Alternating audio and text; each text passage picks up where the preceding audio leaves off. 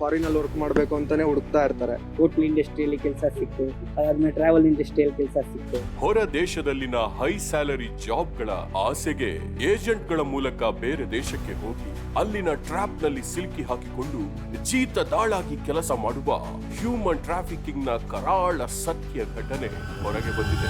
अंदर से कोई बाहर ना जा सके. ಗೇಣು ಹೊಟ್ಟೆಗಾಗಿ ಮಾರು ಬಟ್ಟೆಗಾಗಿ ಅಂತ ಹೇಳ್ತಾರೆ. ಒಂದಿಷ್ಟು ತಿನ್ಲಿಕ್ಕೆ ಬದುಕಲಿಕ್ಕೆ ಎಷ್ಟೊಂದು ಕಷ್ಟ ಬೀಳ್ತೀವಿ. ಸೊ ಇಂಡಿಯಾದಲ್ಲಿ ಸ್ಯಾಲ್ರಿ ಕಮ್ಮಿ ಅನ್ನೋದು ಎಲ್ರಿಗೂ ಗೊತ್ತು, ಟ್ಯಾಕ್ಸ್ ಕಟ್ಟಬೇಕು, ಸ್ಯಾಲ್ರಿ ಕಮ್ಮಿ. ಸೊ ಅದಕ್ಕೋಸ್ಕರ ನಾವು ಫಾರಿನ್ ಅಂತ ಕೂತಿರ್ತೀವಲ್ವಾ. ಏನು ಬೆಳಗದ್ರೆ ದಿನ ಬೆಳಗಾದ್ರೆ ನಾನು ಏನೆಲ್ಲ ಶ್ರೀಮಂತನಾಗ್ಬೋದು ಅಂತ ಹೇಳಿ ಹೆಬ್ಬಯಕೆಯನ್ನ ಇಟ್ಕೊಂಡಲ್ಲ. ಇವರು ಆ ಏಜೆಂಟ್ಗಳನ್ನ ಕಾಂಟ್ಯಾಕ್ಟ್ ಮಾಡಿ ಹಿಂಗಿನ ಕೆಲಸ ಇದೆ, ನೀವು ಹುಡುಗರನ್ನ ಕಳಿಸ್ಕೊಡ್ತೀರಾ ಅಂತ ಅವರಿಗೂ ಸುಳ್ಳು ಹೇಳಿರ್ತಾರೆ. ಒಳ್ಳೊಳ್ಳೆ ಕೆಲಸ ಇದೆ ಅಂತ ಏಜೆಂಟ್ಗಳಿಗೂ, ಜೆನ್ಯೂನ್ ಏಜೆಂಟ್ಗಳಿಗೂ. ನಾನು ಈ ಕತೆ ಅಲ್ಲ, ನೈಜತೆ ಹೇಳ್ಬೇಕು. ನಮ್ಮ ದೇಶದ ಯುವ ಮನಸ್ಸುಗಳು ವಿದೇಶದಲ್ಲಿ ಏನೋ ಕೆಲಸ ಸಿಗುತ್ತೆ, ಆಗ ಸಿಗುತ್ತೆ, ಈಗ ಸಿಗುತ್ತೆ ಅಂತ ಹೇಳಿ ಹುಡಿಕೊಂಡು ಹೋಗೋದು ಸಹಜ. ಅದು ಬೇಡ ಅಂತ ಹೇಳಲ್ಲ. ನಿಮ್ಮ ವಿದ್ಯಾರ್ಹತೆ ತಕ್ಕಂತೆ ತಾವೆಲ್ಲ ಹುಡಿಕೊಂಡು ಹೋಗ್ತೀರಿ, ಅಸ್ತಿತ್ವ ರೂಪಿಸ್ಕೊಳ್ತೀರಿ. ಆದರೆ ಇದರ ನಡುವೆ ಮೋಸದ ಜಾಲ ಇದೆಯಲ್ಲ. ನಿಮಗೆ ಆಮಿಷ ತೋರಿಸಿ ಅಲ್ಲಿ ಕೆಲಸ ಕೊಡ್ತೀನಿ, ಇಲ್ಲಿ ಕೆಲಸ ಕೊಡ್ತೀನಿ ಅಂತ ಸೆಕ್ಯೂರಿಟಿ ಏಜೆನ್ಸ್ ಥರ ಮಾಡಿಕೊಂಡು ಇನ್ನೇನೋ ಮಾಡಿಕೊಂಡು ಏಜೆನ್ಸಿ ಇಟ್ಕೊಂಡು ನಿಮಗೆಲ್ಲ ಮಕ್ಮಲ್ ಟೋಪಿ ಹಾಕಿ ಇಲ್ಲಿಂದ ನಿಮ್ಮನ್ನು ಕರ್ಕೊಂಡೋಗಿ ಅಲ್ಲೇನೇನೋ ಮಾಡಿ ಇಡೀ ಜೀವನ ಬರ್ಬಾರ್ದು ಮಾಡ್ತಾರಲ್ಲ. ಅದ್ರ ಬಗ್ಗೆ ಹುಷಾರಾಗಿರ್ಬೇಕು ಅನ್ನೋದು. ಅವ್ರು ಯಾವ್ದೇ ಪ್ಲಾಟ್ಫಾರ್ಮ್ ಇದೆ ಎಲ್ಲಾನು ಯೂಸ್ ಮಾಡ್ತಾರೆ ಕಾಂಟ್ಯಾಕ್ಟ್ ಮಾಡೋದಕ್ಕೆ. ನಾವು ಯಾರ ಹತ್ರ ಅಮೌಂಟ್ ಇಲ್ಲ ಕೊಡಕ್ಕಾಗಲ್ಲ ಅಂದವ್ರಿಗೆ ಏನ್ ಮಾಡ್ತಾರೆ, ಅವರೇ ಎಲ್ಲ ಏರ್ ಟಿಕೆಟ್ ಆಗಿರ್ಬೋದು, ಅಲ್ಲಿ ಏನೇನ್ ಬೇಕು ಡಾಕ್ಯುಮೆಂಟ್ಸ್ ಅವರೇ ಕಳಿಸ್ಕೊಡ್ತಾರೆ. ಈ ಕೆಲವೊಬ್ರ ಹತ್ರ ಈ ಏಜೆಂಟ್ಗಳು ಏನ್ ಮಾಡ್ತಾರೆ, 2.5 ಲಕ್ಷ, 1 ಲಕ್ಷ, 3 ಲಕ್ಷ ಅವ್ರಿಗೆ ಎಷ್ಟಾಗುತ್ತೋ ಆ ತರ ನೋಡ್ಬಿಟ್ಟು ದುಡ್ಡಿಸ್ಕೊಂಡು ಕಳ್ಸೋರು ಇರ್ತಾರೆ. ಅಂದ್ರೆ ಕೆಲವೊಬ್ರಿಗೆ ಹೋಟೆಲ್ ಅಲ್ಲಿ ಅಂತ ಹೇಳಿರ್ಬೋದು, ಕೆಲವೊಬ್ರಿಗೆ ಕಾಲ್ ಸೆಂಟರ್ ಅಲ್ಲಿ ಅಂತ ಹೇಳಿರ್ಬೋದು. ಯಾವ ತರ ಅಂದ್ರೆ ಅವ್ರವ್ರು ಯಾವ ತರ ಹುಡುಕ್ತಿರ್ತಾರೆ ಅವ್ರಿಗೆ ಗೊತ್ತಾಗ್ಬಿಡುತ್ತೆ. ಅದೇ ಅವ್ರಿಗೆ ಬೇಕಾರೋ ಅಂತ ಕೆಲಸಗಳೇ ಹೇಳ್ತಾರೆ. ಥೈಲ್ಯಾಂಡ್ ಅಲ್ಲೇ ಕೆಲಸ ಇರುತ್ತೆ, ಲೀಗಲ್ ಆಗಿ ಇರ್ತೀರಾ. ಥೈಲ್ಯಾಂಡಿಗೆ ಹೋದ್ಮೇಲೆ ನಿಮಗೆ ಅಲ್ಲಿದು ID ಮಾಡಿಸ್ಕೊಡ್ತೀವಿ, ಲೀಗಲ್ ಆಗಿ ವರ್ಕ್ ಮಾಡೋದು, ಈ ತರ ಎಲ್ಲ ಹೇಳ್ತಾರೆ. ಜೆನ್ಯೂನ್ ಕಂಪನಿ ಅದು ಇದು ಅಂತ ಹೇಳ್ತಾರೆ.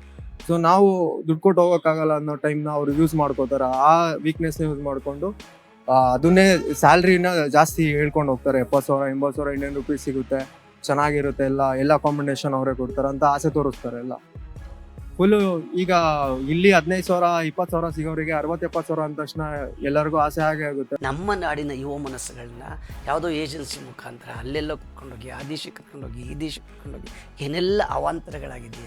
ಇದು ಒಂದು ಪ್ರಕಟಣೆ ಆಗಿದೆ, ಒಂದು ಬಯಲಿಗೆ ಬಂದಿದೆ ಅಷ್ಟೇ.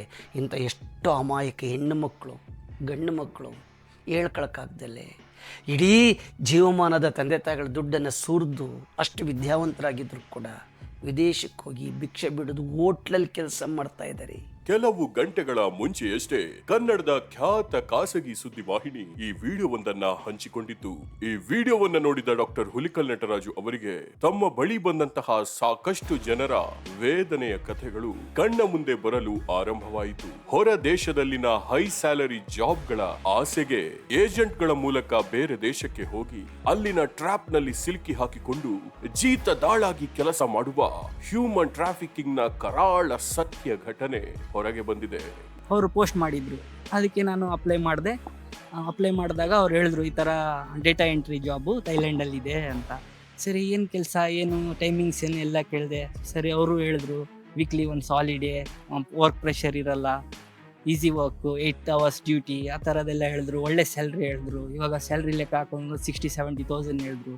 ಆಗ ಕ್ಯಾಲ್ಕುಲೇಟ್ ಮಾಡಿದಾಗ ಡಬಲ್ ಆಯಿತು. ನಾನು ಕೆಲಸನೂ ಕೇಳಿದೆ, ಏನು ಕ್ಯಾಟಗಿರಿ ಬೇಕು, ಏನು ಕ್ರೈಟೇರಿಯಾ ನೋಡ್ತಿದ್ದೀರಾ ಅಂತ.